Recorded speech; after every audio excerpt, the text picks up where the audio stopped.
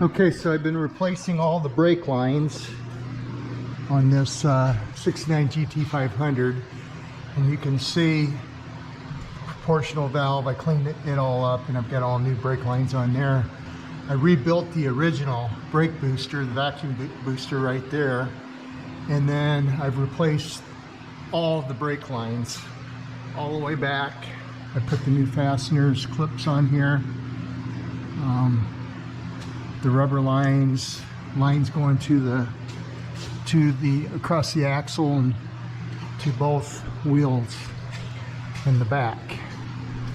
I've also replaced the rubber lines up front. Those are all new. And the brake caliper pads are all new on this car as well. So you can see the brake lines up here in the new clips. Now I'm going to lower it, and I've got the original master cylinder, which is in this box right here. I sent it out and had it rebuilt. So this is the original master cylinder, Bendix. I believe that was probably the original one that was put on this car based on everything else. There's the cap, the Bendix cap. It's got the square tabs on the sides, and it was the guy that rebuilt it painted the lid, and that's debatable. Some guys say it's supposed to be painted, others say it's supposed to be bare or not painted.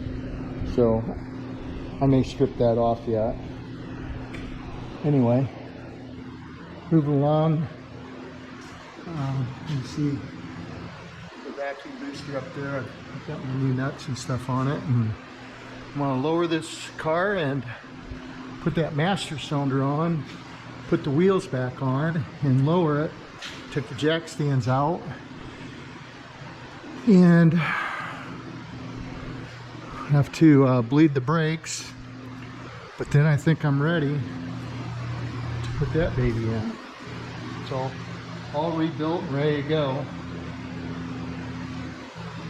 I just cleaned the valve covers up. I didn't media blast those or anything, so